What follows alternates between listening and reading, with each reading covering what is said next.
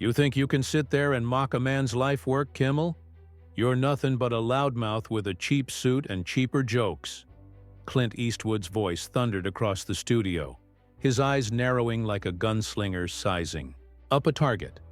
The audience gasped, frozen in their seats, as the legendary actor and director leaned forward, his weathered hands gripping the armrests of his chair. Jimmy Kimmel, usually quick with a quip, faltered, his smirk twitching under the weight of Eastwood's glare. The air crackled with hostility, a showdown brewing on live television. What had started as a routine interview was spiraling into a clash of egos, rooted in a betrayal that cut deeper than any script Eastwood had ever read. This wasn't about fame or Hollywood glitz. It was personal, raw, and ready to explode. The trouble began weeks earlier, when Kimmel's show aired, a segment poking fun at Eastwood's latest film, a gritty western about a retired rancher seeking justice for his murdered son. The movie was a passion project, one Eastwood poured his heart into, inspired by his own father's struggles as a working-class man. Kimmel's bit, however, called it a dusty snooze fest and mocked Eastwood's age, complete with a skit, featuring a doddering impersonator stumbling through a saloon. The audience laughed then, but Eastwood didn't. He'd agreed to appear on the show to promote the film, expecting a fair shake. Instead, he walked into a trap. Kimmel, sensing a chance to boost ratings, had planned to revisit the skit live, thinking it'd be a harmless jab. He didn't count on Eastwood's fury. As the cameras rolled, Kimmel leaned back in his chair, flashing that boyish grin that usually charmed guests into submission. "So, Clint, loved the new movie, but did you mean for it to feel like it was shot in 1880? The audience chuckled, but Eastwood's jaw tightened. He'd heard the whispers about his age, his relevance, but to have his work ridiculed on national television by a man who'd never known a day's real struggle was a slap he wouldn't take. "You got a problem with my film, you say it. To my face, not in some coward skit," Eastwood shot back, his voice low but venomous. The crowd hushed, sensing the shift. Kimmel, caught off guard, tried to pivot. "Come on, Clint, it's just comedy. You're a legend, you can take a joke." But Eastwood wasn't laughing. He leaned closer, his stare cutting through Kimmel's bravado. "A joke's only funny if it's got truth. You wouldn't know truth if it bit you." The tension thickened as Kimmel, desperate to regain control, doubled down. "Truth? Okay, let's talk truth. Your movie's got heart, sure, but it's slow. People want action, not a lecture on life from Grandpa." The audience gasped, some booing, but Kimmel waved them off, his confidence bordering on arrogance. Eastwood's eyes flashed with something dangerous, a spark of the man who'd stared down villains in countless films. He stood towering over the desk, his voice steady but laced with rage. "You think you're clever, don't you? Mocking a story about a man's loss, his fight to make things right. You ever lost someone, Kimmel? Ever had to claw your way through pain to keep going?" The question hung in the air unanswered, as Kimmel's face reddened. He opened his mouth, but no words came. The audience was riveted, the silence deafening. Eastwood's words weren't just about the movie anymore. They carried the weight of his life, decades of hard-won battles, from scraping by as a young actor to building a legacy through sheer grit. Kimmel's mockery wasn't just an insult to his film. It was a jab at every sacrifice, every late night, spent perfecting a scene, every moment he'd channeled his own grief into art. The studio felt smaller, the air heavier as the two men locked eyes. Kimmel, sensing the moment slipping, tried to pivot again, this time with a patronizing tone. "Clint, relax. It's just showbiz. Nobody's attacking your life story." But Eastwood wasn't buying it. He stepped closer, his voice dropping to a growl. "You don't get to tear down what I built just to fill your airtime. You want a fight? You got one." The audience erupted, some cheering, others stunned, as Eastwood turned, ready to walk off. Kimmel, panicked, called after him. But the damage was done. This was no longer an interview. It was war. Eastwood's boots hit the studio floor with a deliberate thud, each step echoing like a warning shot. He was halfway to the stage exit, his broad shoulders rigid with fury, when Kimmel's voice cut through the charged silence. "Come on, Clint, don't be so sensitive. You're walking out over a little ribbing?" The host's tone dripped with condescension, a desperate attempt to paint Eastwood as the unreasonable one. The audience stirred, some murmuring in support of Eastwood, others egging Kimmel on for the drama. But Eastwood stopped, his back still to the desk, and the room held its breath. He turned slowly, his eyes locking onto Kimmel with a cold intensity. That made the host shift in his seat. "Sensitive?" Eastwood growled, his voice like gravel. "You think this is about my feelings? You disrespected my work, my family's story for a cheap laugh. That's not comedy. That's cowardice." Kimmel's face twisted, his charm crumbling under the accusation. He leaned forward, jabbing a finger toward Eastwood. "Cowardice? I'm doing my job, old man. This show's about entertaining people, not stroking your ego." The crowd gasped at the insult, but Kimmel barreled on, his voice rising. "Your movie's a relic, Clint. Nobody cares about your sad cowboy stories anymore. Wake up! The world's moved on." The words were a calculated jab, meant to provoke, and they hit their mark. Eastwood's hands clenched into fists, his knuckles whitening. He took a step back toward the desk, his presence commanding despite his age. "Moved on?" he said, his voice steady but laced with contempt. "You think entertaining means tearing down what others build. You're not an entertainer. You're a vulture." The audience erupted, some cheering Eastwood's defiance, others shouting for Kimmel to fire back. The host, rattled but refusing to back down, stood up, his chair scraping loudly against the floor. "A vulture? That's rich coming from a guy who's been milking the same tough guy act for 50 years. Kimmel's words were sharp, but his eyes betrayed a flicker of doubt. He'd underestimated Eastwood, expecting the legend to roll over like so many guests before him. Instead, he was facing a man who'd faced down worse than a smug talk show host and come out on top every time. Eastwood stepped closer, his voice dropping to a dangerous whisper. "You want to talk acts? Let's talk yours. Hiding behind jokes, picking on folks who've earned their place, while you sit there grinning like a snake oil salesman." The crowd roared, the energy in the room electric. Kimmel, now visibly flustered, tried to pivot to the audience for support. "Folks, can you believe this guy? He comes on my show and can't handle a little fun." But the tactic backfired. Boos rained down, mixed with chants of "Clint, Clint." The audience wasn't buying Kimmel's act anymore. They saw through his polished veneer to the man who'd crossed a line, mocking not just a film, but a legacy forged through decades of sweat and sacrifice. Eastwood, sensing the shift, didn't let up. "You want fun? Try earning respect instead of demanding it. You think you can sit there and judge me? I've fought for everything I've got. What have you fought for, Kimmel? Ratings?"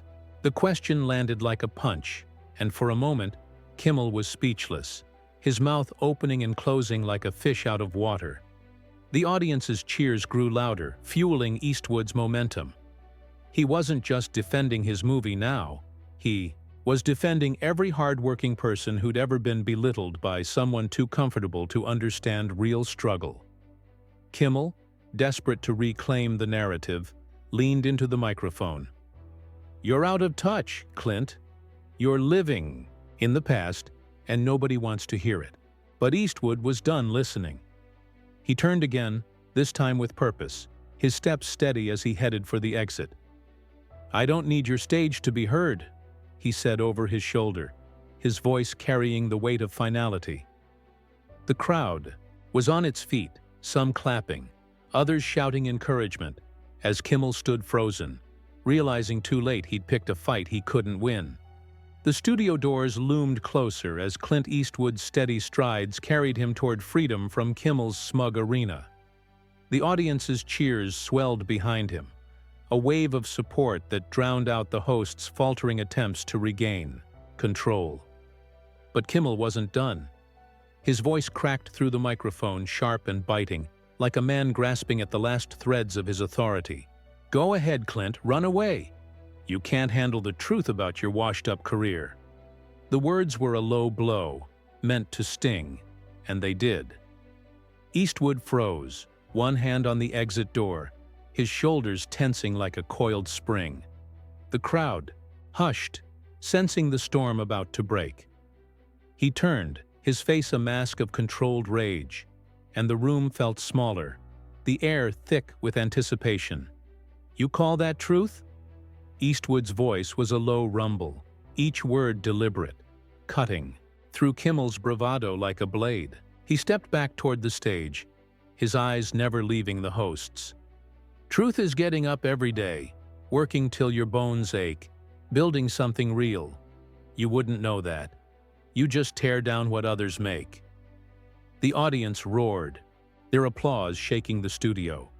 Kimmel's face flushed, his hands gripping the desk as he scrambled for a comeback. "Oh, please," he sneered, his voice dripping with sarcasm.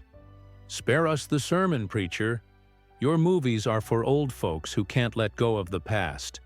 The insult was desperate, a flailing attempt to claw back the crowd, but it only fueled their anger. Shouts of "Shame on you!" and "Respect Clint!" erupted from the seats. Eastwood didn't flinch. He closed the distance to the desk, standing tall, his presence towering despite the years etched into his frame. "Old folks," he said, his tone icy. "Those are the people who built this country, who fought for it, who earned every scar. You mock them. You mock me. You mock everything that matters." His words hit like a hammer, each one landing with the weight of a man who'd lived through hardship Kimmel could only imagine. The host, cornered, tried to laugh it off, but the sound was hollow. "You're making this too serious, Clint. It's just a show," he said, his voice cracking under the pressure. Eastwood shook his head, a faint, bitter smile crossing his lips. "That's your problem, Kimmel. You think everything's a game. Some things are worth fighting for." The crowd was on its feet now, their cheers a tidal wave of support for Eastwood. A woman in the front row, her face lined with age, shouted, "Tell him, Clint!" Her voice carried the same fire as Eastwood's, a reminder that this wasn't just about a movie. It was about respect, about honoring the struggles of those who came before. Kimmel, sensing the tide turning against him, tried one last jab. "You're a legend, sure, but legends fade. Nobody's watching your stuff anymore." The lie was blatant and the audience wasn't having it. Boos thundered through the studio loud enough to rattle the cameras. Eastwood's eyes narrowed, his voice dropping to a dangerous whisper. "You're wrong. People watch because they feel something real. They don't need your fake laughs to tell them what's good." Kimmel's mask slipped, his smirk gone, replaced by a flash of panic. He'd pushed too far, and now he was alone, the crowd firmly in Eastwood's corner. The director leaned in, his voice steady but searing. "You want to know why I'm leaving? It's not because I can't take a joke. It's because I don't waste my time with people who don't respect what's true." The audience exploded, their applause a deafening roar as Eastwood turned again, this time with a finality that left no room for argument. Kimmel, desperate, shouted after him, "You'll regret this, Clint. You need this show." But the words fell flat, swallowed by the crowd's fervor. Eastwood didn't look back. He pushed through the exit door, leaving Kimmel stranded in the wreckage of his own making, the audience's cheers echoing in his wake. The heavy studio door slammed shut behind Clint Eastwood, the sound reverberating like a gavel in a courtroom. Outside, the cool night air hit his face, but his blood still boiled from Kimmel's insults. Inside, the audience's cheers lingered, a roaring testament to the stand he'd taken. He didn't need to look back to know Kimmel was scrambling. His polished facade cracked beyond repair. Eastwood's truck waited in the lot, a beat-up relic from his ranching days, as much a part of him as the films he'd made. He climbed in, the engine growling to life, but before he could pull away, a young stagehand, barely out of his teens, ran up, breathless. "Mr. Eastwood, that was incredible. You showed him." The kid's eyes shone with admiration, and Eastwood gave a nod, a flicker of warmth breaking through his anger. "Thanks, son. Some fights you don't walk away from." Back in the studio, Kimmel sat at his desk, the cameras still rolling, his face a mix of shock and forced bravado. The audience's applause for Eastwood hadn't died down, and their boos now turned on him, sharp and unrelenting. All right, settle down," Kimmel said, his voice thin, trying to wave off the hostility. "Let's move on to the next segment." But the crowd wasn't listening. A man in the back shouted, "You crossed a line, Jimmy!" Others joined in, their voices a chorus of disapproval. Kimmel's smile faltered, his hands fidgeting with a pen. He'd built his career on sharp wit and quick jabs, but tonight he'd aimed at the wrong man and missed. "Come on, folks, it's just entertainment," he tried again, but the words sounded hollow, like a plea for mercy he didn't deserve. The show cut to commercial, but the damage was done. Backstage, producers whispered frantically, knowing the clip of Eastwood's exit was already spreading like wildfire. Kimmel, alone at his desk during the break, stared at the empty stage where Eastwood had stood. He'd thought he could outsmart a legend, use him for a laugh to boost ratings. Instead, he'd been schooled, his arrogance laid bare for millions to see. He muttered to a nearby assistant, "He's just an old guy. Why's everyone acting like he's a hero?" The assistant, shaking his head, replied, "Because he is, Jimmy. You picked a fight with the wrong man." Kimmel's jaw tightened, but he had no comeback. The truth stung worse than Eastwood's words. Meanwhile, Eastwood drove through the city, the lights blurring past as he headed home. His mind wasn't on Kimmel anymore, but on the people who'd cheered, the ones who understood what his film meant, a story of loss, grit, and standing tall no matter the odds. He thought of his father, the real-life rancher whose struggles inspired the movie, and the countless others like him, working folks who never got a spotlight but kept going. Kimmel's mockery hadn't just been about a film, it was an attack on their lives, their values. Eastwood's stand wasn't just for himself, it was for them. By the time he reached his ranch, the anger had faded, replaced by a quiet pride. He'd said what needed saying, and the world had heard. The next morning, the story dominated headlines. Clips of Eastwood's fiery words and Kimmel's floundering spread across television and radio, with commentators praising Eastwood's courage and slamming Kimmel's disrespect.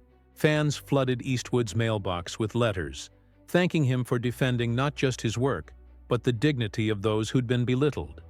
Kimmel's show took a hit, his audience numbers dipping as viewers turned away, tired of his smug jabs. Eastwood, meanwhile, returned to his ranch, already planning his next project. He didn't need Kimmel's stage or anyone's approval. He'd walked away not as a defeated man but as a victor, his legacy stronger than ever. The fight was over, and Clint Eastwood had won, not with fists but with words that cut deeper than any blade.